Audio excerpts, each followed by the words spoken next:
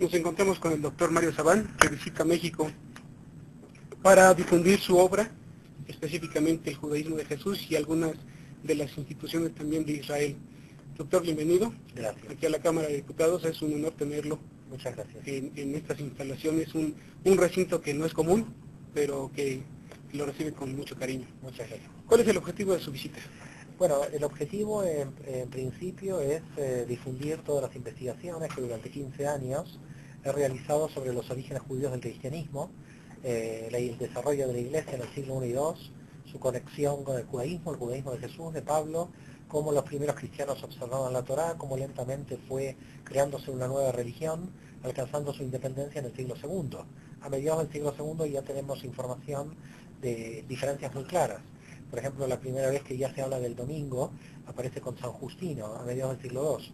Por tanto, la idea en ese sentido es, primero, tener un punto de unión entre judíos y cristianos.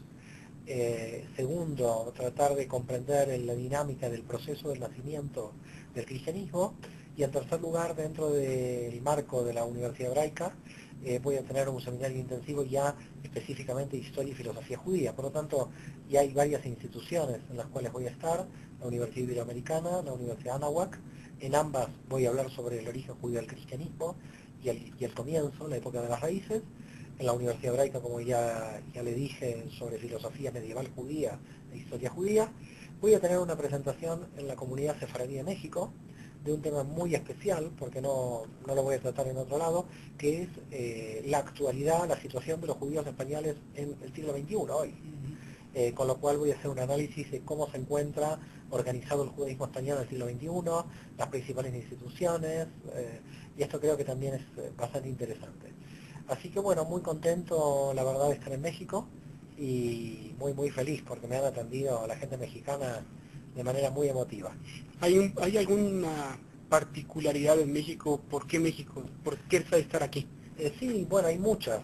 La primera porque hemos recibido a través de correos electrónicos en los últimos años una gran cantidad de preguntas sobre lo que es el judaísmo, sobre todo de cristianos muy comprometidos con su propio cristianismo que quieran ahondar en sus raíces, y por lo tanto hay muchas consultas sobre este tema y también consultas sobre el origen posible de apellidos criptojudíos que de España vinieron en la época colonial aquí, y que mucha gente también pregunta por sus propias familias, ¿no? Por su genealogía. Por tanto, hemos visto un interés espiritual muy grande en México y de ese modo ameritaba que yo pudiera venir aquí. México es un país predominantemente católico, una tradición católica que se remonta a 500 años, un guadalapunismo muy acendrado en el corazón de los mexicanos. Esto, al tener aquí la difusión de estos estudios sobre judaísmo, ¿encuentra algún choque con la difusión de estudios? A ver, en principio no hemos encontrado choques, yo particularmente no lo he encontrado, soy sincero, no he encontrado choques. Creo que estos estudios están siendo muy importantes para la gente de base que quiere profundizar su propia fe, y es decir, pueden llegar a generar conflictos internos en una persona, pero institucionalmente no hay como cierta indiferencia sobre este tema. Yo creo que hubo un gran tema cuando había surgido una novela, no sé si usted se acuerda, una novela que fue muy famosa en Europa, El Código Da Vinci, que se le atacó mucho, y al atacarlo mucho se le dio mucha difusión. Después de ese momento, se entendió de que todo lo que posiblemente se podía haber atacado, mejor no atacarlo para no darle difusión. Y el judaísmo de Jesús me encontró un poco en esta línea. Conocen la obra, saben de ella, muchos la han leído, pero es mejor no hablar de la obra porque si no entonces entramos en una dinámica de que mucha gente se puede enterar y al final se da difusión un ataque, ¿no? Y entonces, bueno, gracias a Dios, la verdad, no he tenido ningún ataque, y creo que también hay un cierto tipo de madurez en mucha gente, de que hay un avance en muchísimas personas, ¿no? Muchas veces hay que hablar de qué es la institución y qué son las personas. Por parte de las personas, la institución indiferencia, pero las personas con mucho interés.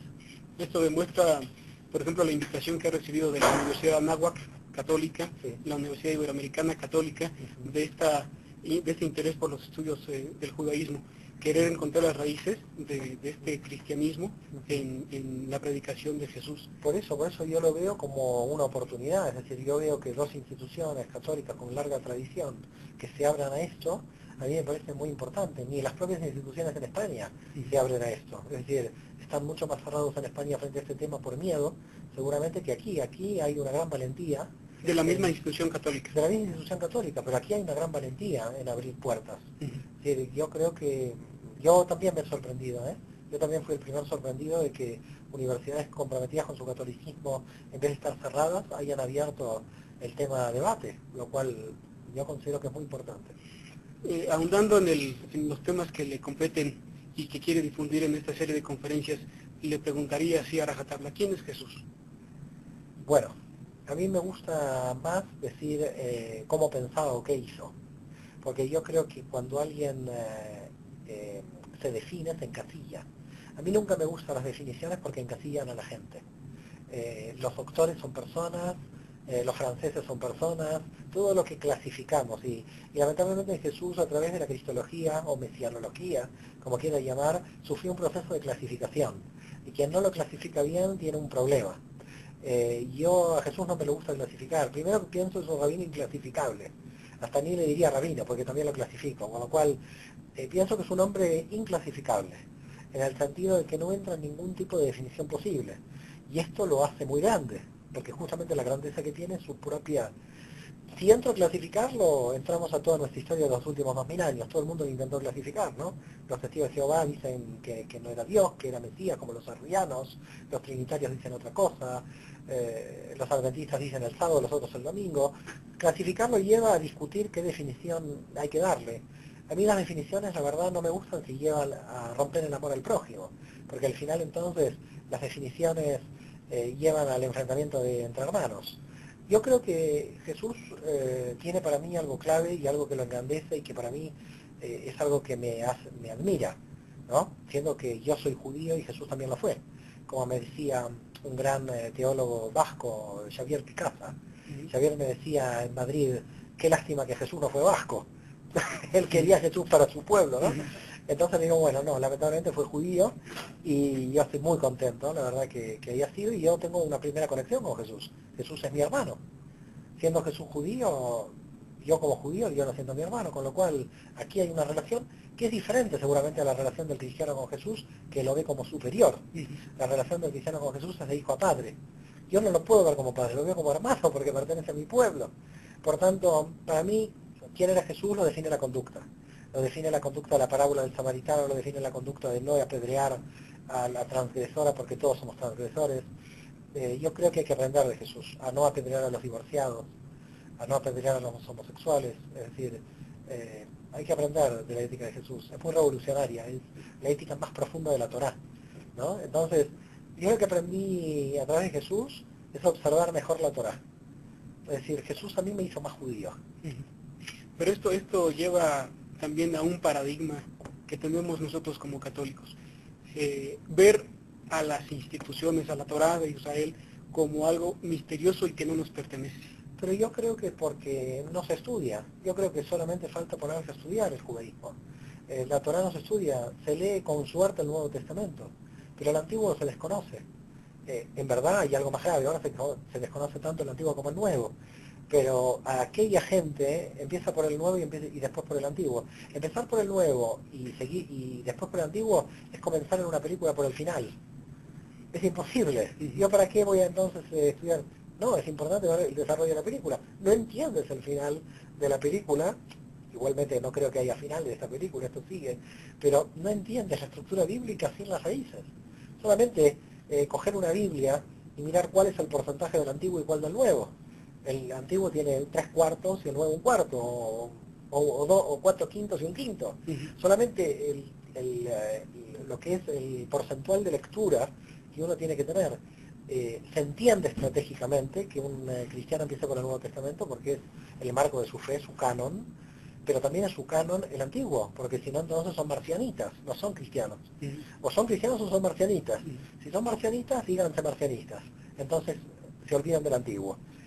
Pero si se dicen cristianos y varios papas como Pío XI y Pío X criticaron el marcianismo con encíclicas, la una de 1907, si mal no recuerdo, deberían valorar el Antiguo Testamento. Si lo valoran, indudablemente deberían tener conexión con el mundo judío, que es la raíz. Siempre yo creo que hay una clave. Mientras el cristiano no entienda algo del Nuevo Testamento, estamos perdidos. Y la clave es Romanos 11. Y en Romanos 11 dice Pablo, siempre que tienes que saber los gentiles, que la raíz de Israel te sostiene a ti. Para mí, si hay una clave de todo lo que es el cristiano, es Romanos 11. Si nos salteamos Romanos 11, estamos perdidos. Es decir, yo no estoy diciendo de olvidar el Antiguo Testamento Mario Sabán, lo está diciendo Pablo. Es decir, si lo diría Mario Sabán, me lo pondría mucho en duda, porque yo vivo a dudas. Pero si lo dice Pablo, estoy menos dudoso. Pablo en Romanos 11 está diciendo, recuerda a los gentiles que son ramas injertadas en el olivo de Israel. Por lo tanto, creo que el cristianismo se ha saqueado Romanos 11 en muchos siglos. Ha llegado la hora de rescatar Romanos 11, un capítulo que a mí me emociona porque lo dijo Juan Pablo II, Romanos 11, 28, la ley es irrevocable. Romanos 11 tiene una profundidad y un poder que no lo tiene quizás ningún punto del Nuevo Testamento, ¿no? Las ramas gentiles están injertadas. Recuerda que lo que te sostiene es la raíz. No, las ramas gentiles se desvincularon de la raíz, violando Romanos 11, olvidándose de Romanos 11. Y se desvincularon de que la Torá es irrevocable.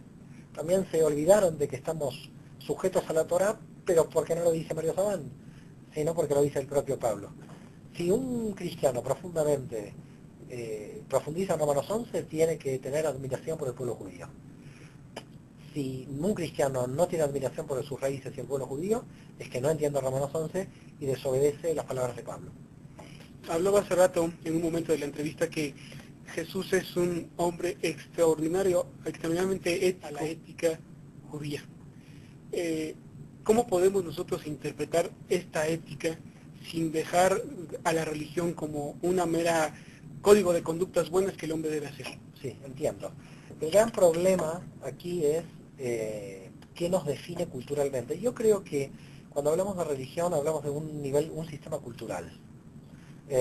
No hablamos de un tema ético. Es decir, el tema ético podemos casi todos estar de acuerdo en el núcleo ético y no por eso tenemos que tener diferentes religiones. Primero, muchas veces yo pienso que si tenemos diferentes religiones, Dios lo dispuso así. Porque si Dios no nos hubiera querido tener diferentes religiones, esto no funcionaría. Es decir, que debe haber un plan misterioso de Dios, por lo cual, indudablemente, coexistimos muchos caminos hacia Él, ¿no? Es decir, muchos hijos que ven a su padre diferente, como sucede habitualmente en una familia. Si hay 4 hijos que hablan de su padre, los 4 hablarán diferentes, porque son caminos que conducen al mismo punto. Lo que yo muchas veces digo es, en las conferencias cuando yo dicto en Europa lo trato de explicar, es que si la iglesia ortodoxa o la iglesia luterana finlandesa no es católica, es porque lo luterano en Finlandia y lo ortodoxo en Grecia definen la cultura. La iglesia ortodoxa en Grecia es una institución cultural en Grecia.